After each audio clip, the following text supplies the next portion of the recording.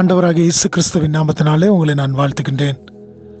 மறுபடியுமாய் ஒரு புதிய நாளுக்குள்ளாய் நானும் நீங்களும் பிரவேசிக்கும்படியாக இந்த நாளின் காலை வேளையிலும் கூட ஆண்டவருடைய சமூகத்தில் வந்து அவருடைய நாமத்திற்கு நாம் மகிமையையும் துதிகளையும் ஸ்தோத்திரங்களையும் ஏறெடுக்கும்படியாய் அவருடைய நாமத்திற்குரிய கனத்தை நாம் செலுத்தும்படியாக நமக்கும் அவர் ஜீவனை தந்து இந்த நாளை காணும்படியாக கிருபை பாராட்டியிருக்கின்றார்.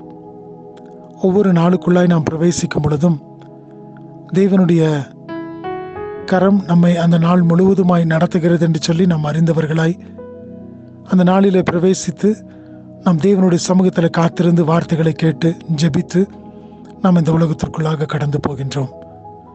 அப்படி என்று சொன்னால் ஒவ்வொரு நாளும் நாம் கடந்து போகும் பொழுது நம்முடைய காரியங்கள் அவருடைய கரங்களிலே ஒப்பு கொடுப்போம் என்று சொன்னால் எல்லாவற்றையும் அவர் ஜெயமாக மாற்றித்தர அவர் போதுமானவராக இருக்கின்றார். அநேக வேளைகளில் பார்க்கும் பொழுது நான் இந்த காரியத்திலே தோற்று போவேனோ என்று சொல்லி சந்தேகிக்கின்ற ஒரு நிலைமையில நாம் காணப்படுகின்றோம். ஆனால் தேவனுடைய கரத்திலே தேவன் நம்மோடு கூட இருந்து செயல்பட்டு நடத்துவார் என்று சொன்னால் எல்லாவற்றிலும் நாம் ஜெயம் பெறுகின்றவர்களாக இருப்போம். ஒரு வசனத்தை நான் வாசிக்கின்றேன். தானியேல் 6வது அதிகாரம் 28வது வசனத்தின் கடைசி பகுதி. Daniel chapter 6 verse 28, the last portion. தானியேலின் காரியம் ஜெயமாயிருந்தது. இந்த இடத்துல பார்க்கும் பொழுது அநேக காரியங்கள் தானியேலுக்கு விரோதமாக செய்யப்பட்ட பொழுதிலும் தானியேலுடைய காரியம் ஜெயமாக காணப்பட்டதாம். ஏன் இப்படிப்பட்ட ஒரு ஜெயம் என்று சொன்னால், தானியேல் தான் ஆராதித்த தேவனை கைவிட்டு விடாதபடிக்கு அல்லது அவரை விட்டு விலகாதபடிக்கு அவரை 3 வேளையும் ஆராதிக்கின்ற ஒரு மனிதனாக, 3 வேளையும் அவரை நோக்கி பார்க்கின்றவராய், எல்லா சூழ்நிலைகளிலும் அவரை சார்ந்து கொண்ட ஒரு அனுபவத்தை உடையவராய் காணப்பட்டபடியினாலே தானியேலின் காரியங்கள் ஜெயமாய் காணப்பட்டதாம். இந்த நாளின் காலை வேளையிலும் கூட அவருடைய சமூகத்தில் நானும் நீங்களும் வந்திருக்கும் பொழுது நாம் எல்லா நிலைமைகளிலும் நாம் தேவனை நோக்கி பார்க்கின்றவர்களாக இருக்கின்றோமா? தானியேல் சொல்லுகின்றார், எந்த சூழ்நிலை வந்தாலும் நான் ஆராதிக்கின்ற தேவன் என்னை தப்புவிக்க வல்லவராயிருக்கிறார் என்று சொல்லி.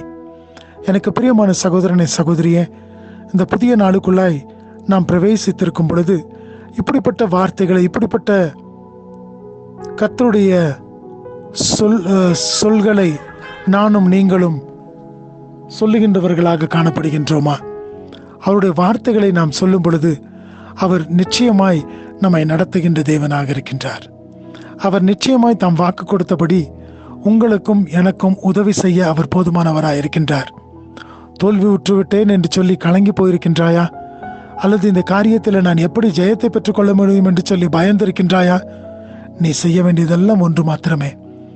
தானியேலுடைய காரியம் ஜெயமாய் காணப்பட்டது. ஏனென்று சொன்னால் கர்த்தரோடு கூட அவர் இசைவாய் இணைக்கப்பட்டிருந்தார். கர்த்தரோடு கூட அவர் தம்மை உகந்தவராக காணக்கூடிய ஒரு வாழ்க்கையை வாழ்ந்தவராக இருந்தார். ஆகினால் தானே இப்படிப்பட்ட ஒரு ஜெயத்தை பெற்றுக்கொண்டார். எனக்கு பிரியமான சகோதரனை சகோதரியே, இந்த நாளின் கால வேளையிலும் கூட வந்திருக்கும் பொழுது அவருடைய கரங்களில் நம்மை ஒப்புக் கொடுப்போமா? ஆண்டவரே, என்னை உம்முடைய கரத்தில் ஒப்புக் கொடுக்கின்றேன், என்னுடைய குடும்பத்தை உம்முடைய கரத்தில் ஒப்புக் கொடுக்கிறேன். இந்த நாள் முழுவதுமாய் நீர் என்னை வழிநடத்தும். நீர் நடத்தக்கூடிய காரியங்கள் எல்லாவற்றையும் நான் பார்க்கும் பொழுது அவைகள் ஜெயத்திற்காய் காணப்படுகிறது என்று சொல்லி நான் விசுவாசிக்கின்றேன். இந்த நாளையும் கூட உம்முடைய கரங்களிலே ஒப்பு கொடுத்து நான் முன்னேறி செல்லும் பொழுது எல்லா காரியத்தையும் வாய்க்க செய்ய நீர் போதுமானவராயிருக்கின்றீர். ஆகினாலே இந்த நாளையும் எனக்கு ஆசீர்வதித்து தாரும் என்று சொல்லுவோமா? கர்த்தர் தாமே இந்த நாளை நமக்கு ஆசீர்வதித்து தருவாராக. ஆமென்.